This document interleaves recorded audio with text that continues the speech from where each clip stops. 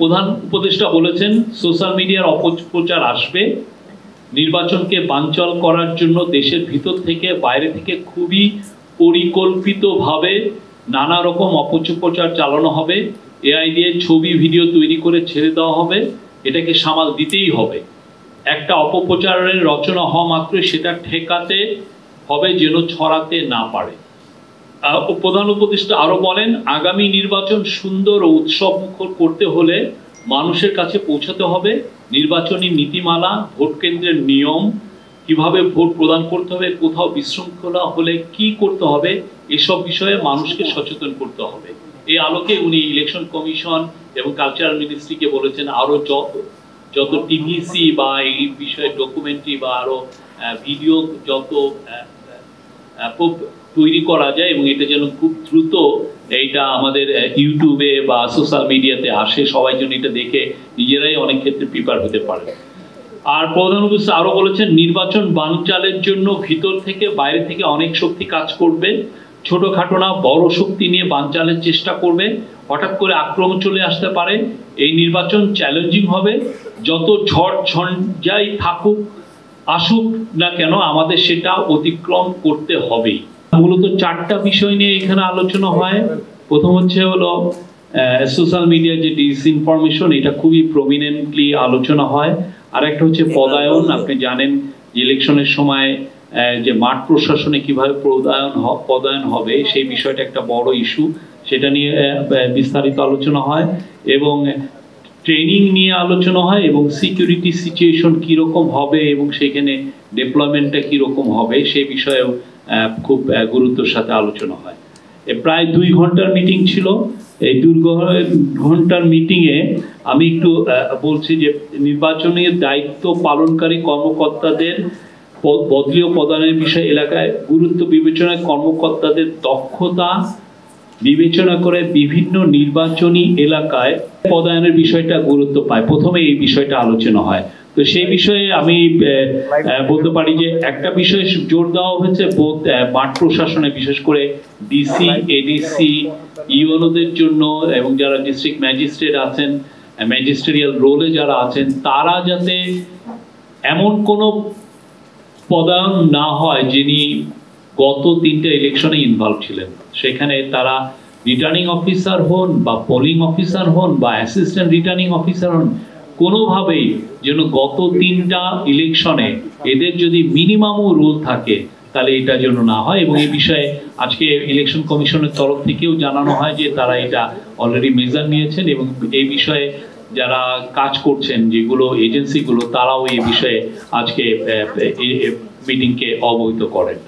আর পদায়নের ক্ষেত্রে কি কি ক্রাইটেরিয়া হবে এবং কিভাবে পদায়ন হবে সে বিষয়ে সুনির্দিষ্ট মানে র্যান্ডমলি যাতে এদেরকে দেওয়া হয় এবং যিনি সবচেয়ে বেশি ফিট তাকে কিভাবে ফিট, আপনি তার যেই ধরনের ক্রাইটেরিয়া আছে তাকে এই ফিটনেসটা দেখার জন্য উনি শারীরিকভাবে কতটুকু ফিট, ওনার এসিআরটা কিরকম, ওনার পলিটিক্যাল ব্যাকগ্রাউন্ডে সেরকম আগে কোনো পলিটিক্যাল ব্যাকগ্রাউন্ড আছে কিনা, ওনার কর্মদক্ষতা কিরকম, আগে পোস্টিংগুলো কোথায় ছিল, ওনার বিপরীতে কোনো ধরনের নিউজ পত্রিকায় কোনো ধরনের কোনো রিপোর্ট এসছে কিনা, অনেকগুলো বিষয় দেখে দেখা হচ্ছে যে কে এই পুরো বিষয়গুলো সবচেয়ে ফিট এবং যিনি ফিট তাকে দেওয়া হবে হচ্ছে সবচেয়ে ভালনারেবল জায়গায় এবং এটা র্যান্ডমলি সিলেক্ট করা হবে এবং এতে সর্বোচ্চ যাতে এফর্টটা দিতে পারেন সেই বিষয়টা লক্ষ্য রাখা হয়েছে। চিফ অ্যাডভাইজার বলেছেন যে we have to hope for the best but prepare for the worst. সবাই যেন প্রিপেয়ার থাকি, যে কোনো বিষয়ে যে কোনো পরিস্থিতির জন্য যেন আমরা প্রিপেয়ার থাকি, সেটা উনি বলেছেন। আর পদায়নের ক্ষেত্রে নিজ জেলায় যাবে না কেউ, বা যদি কেউ তার এখানে আত্মীয় থাকে, বিশেষ করে শ্বশুর বাড়ি থাকে, সেখানেও তার পোস্টিং সেখানে হবে না। আর একটা বিষয় দেখা হবে যে তাদের কোনো আত্মীয় স্বজন প্রতিদ্বন্দ্বিতা করছে কিনা, সেক্ষেত্রেও সেই বিষয়ে পদায়নের বিষয়টা এটা খুবই লক্ষ্য রাখা হবে। আর এই বিষয়ে কাজ যে কর্মসূচি সেটা 1 নভেম্বর থেকেই শুরু হবে। আপনার এবং একই বিষয়ে পুলিশের তরফ থেকে বিশেষ করে লেফটেন্যান্ট জেনারেল জাহাঙ্গীরও জানিয়েছেন, জাহাঙ্গীর আলম চৌধুরীও জানিয়েছেন যে তারাও এইভাবেই দেখছেন যে কে সবচেয়ে ফিট, এবং তারা এইভাবে অলরেডি একটা লিস্টও করে ফেলেছেন 64 জনের, যে কোথায় কাকে কোথায় দেওয়া হবে, এবং এইটা যাতে র্যান্ডমলি হয় এবং এই বিষয়ে যাতে সর্বোচ্চ নিউট্রালিটি এবং আনবায়াস থাকে সেই বিষয়ে আজকে চিফ অ্যাডভাইজার বারবার বলেছেন। আমি আজ সোশ্যাল মিডিয়া নিয়ে যথেষ্ট আলাপ হয়েছে।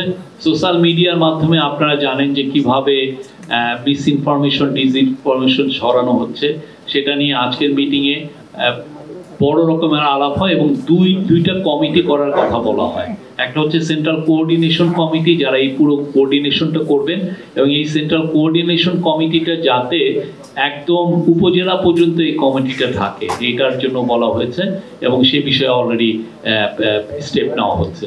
আর একটা হচ্ছে যে সেন্ট্রাল কমিটি ডিসইনফরমেশনের জন্য একটা কমিটি, এটা পুরো আপ টু সেন্ট্রাল একটা ইলেকশন কমিশনে থাকবে, এটা এখানে মন্ত্রণালয়গুলোতেও থাকবে যারা এই বিষয়গুলো দেখছেন, আর অ্যাট দ্য সেম টাইম এটা উপজেলা লেভেল পর্যন্ত থাকবে, ডিস্ট্রিক্টে উপজেলা লেভেল, যাতে ইনস্ট্যান্টলি একটা, আপনারা জানেন যে একটা সমস্যা হচ্ছে যে যদি কোনো ফেক নিউজ ছড়ানো হয় বা ডিসইনফরমেশন, দেখা গেলো এমন একটা ডিসইনফরমেশন ছড়ানো হচ্ছে বা এমন এআই দিয়ে এমন একটা ভিডিও ছড়ানো হচ্ছে যেইটা আপনাকে ফ্যাক্ট চেক করতে করতে অনেক সময় আমাদের দেরি হয়ে যায়।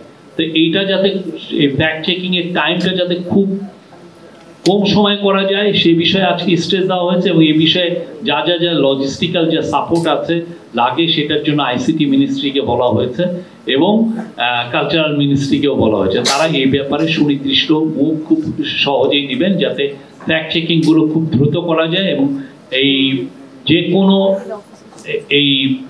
এই সমস্যা এই সোশ্যাল মিডিয়া দিয়ে যে ডিসইনফরমেশন বা মিসইনফরমেশন বা ফেক নিউজের যে কোনো উদ্ভূত পরিস্থিতিতে যাতে গভর্নমেন্টের পুরো মেশিনারি খুব দ্রুত এবং ডিসাইসিভলি অ্যাক্ট করতে পারে, যাতে এই ফেক নিউজগুলোকে সরানো যায়। এবং এটার ক্ষেত্রে আরেকটা, আপনি জানেন বাংলাদেশের ক্ষেত্রে সবচেয়ে বেশি ফেক নিউজ ছড়া হয় ফেসবুকের মাধ্যমে।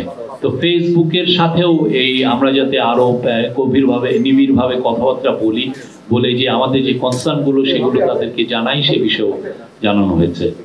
আর আজকে সিকিউরিটি সিচুয়েশন নিয়ে আলাপ হয়েছে, কিভাবে ডিপ্লয়মেন্ট হবে। আর্মির তরফ থেকে বলা হয়েছে যে 92,500 মতো আর্মি এবং নেভি ট্রুপস ডিপ্লয় থাকবে, তার মধ্যে 90,000 হচ্ছে আর্মি, বাকিটা হচ্ছে নেভি। তারা ডিপ্লয় থাকবে। আর্মি পুরো বাংলাদেশের প্রত্যেকটা উপজেলায় তারা এক কোম্পানি করে তাদের ডিপ্লয়মেন্টটা থাকবে। এবং এছাড়া সিকিউরিটি সিচুয়েশন, বিশেষ করে 72 ঘন্টা আগের যে সিচুয়েশনে, যে ইলেকশনের আগের 72 ঘন্টা এবং ইলেকশনের পরের যে উদ্ভূত পরিস্থিতি, এগুলো কিভাবে ট্যাকেল করা যায় এবং সেই বিষয়ে কিভাবে স্থানীয় জনগণ, ভলান্টিয়ার, এদেরকে কিভাবে সম্পৃক্ত করা যায় সেই বিষয়েও বিস্তারিত আলোচনা হয়েছে। আজকে ট্রেনিং এর বিষয়ে আলাপ হয়েছে যে আপনি জানেন যে ট্রেনিংটা খুব জরুরি, বিশেষ করে আমরা বডি অন ক্যামেরা, কালকে এটা নিয়ে মিটিং হয়েছে, সেটা প্রকিউর করা হয়েছে। সেইটা কিভাবে ট্রেনিং করা যায়, আনসারের সবচেয়ে বেশি ডেভেলপমেন্ট থাকবেন আনসারের সদস্যরা, আনসারের সদস্যদের অলরেডি ট্রেনিং হচ্ছে এবং ট্রেনিংটা যাতে আরো এফেক্টিভ ট্রেনিং হয় এবং এই বিষয়ে ট্রেনিং রিলেটেড যতগুলো ভিডিও আছে এটা খুব দ্রুত যাতে এটা ইলেকশন কমিশনের ওয়েবসাইটে বা টিভি বা স্টেটন টিভি, বিটিভিতে এটা আসে, সে বিষয়েও চিফ অ্যাডভাইজার বারবার বলেছেন এবং এটা খুব দ্রুত এই কাজটা করার কথা। মানে এই রিলেটেড প্রিপারেশনগুলো খুব দ্রুত পসিবলি বাই 15ই নভেম্বরের মধ্যে নেওয়ার জন্য বলা হয়েছে। আর ইলেকশন কমিশন বলেছে যে তারা চিন্তা ভাবনা করছে যে কিভাবে, আপনি জানেন বিটিভির একটা সংসদ টেলিভিশন ছিল, এখন যেহেতু সংসদ এখন নাই। তো সেই জন্য সংসদ টিভিকে তারা ইউজ করে ইলেকশন রিলেটেড যতগুলো ম্যাটেরিয়ালস আছে যে এরা দিতে চাচ্ছে।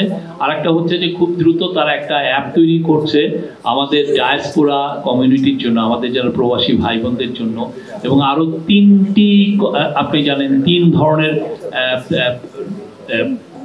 আরো বাংলাদেশের মধ্যেও কেউ কেউ ভোট দিতে পারবেন। তারা 3 গ্রুপের পিপল। একটা হচ্ছে হলো যারা ধরেন আইনের আওতায় আছেন, জেলে আছেন, তারা যাতে ভোট দিতে পারেন, যারা যারা নির্বাচনের দায়িত্ব পালন করছে, both private sector both government sector, এই যে এরা যাতে ভোট আগে পোস্টাল ব্যালটের মাধ্যমে ভোটটা আগে দিতে পারেন, সেই জন্য একটা অ্যাপ তৈরি করা হচ্ছে। এবং এই বিষয়ে খুব দ্রুত এই অ্যাপটা আপনারা দেখবেন যে ইলেকশন কমিশন তার ইউটিউব চ্যানেলে এটা পোস্টিং করবে।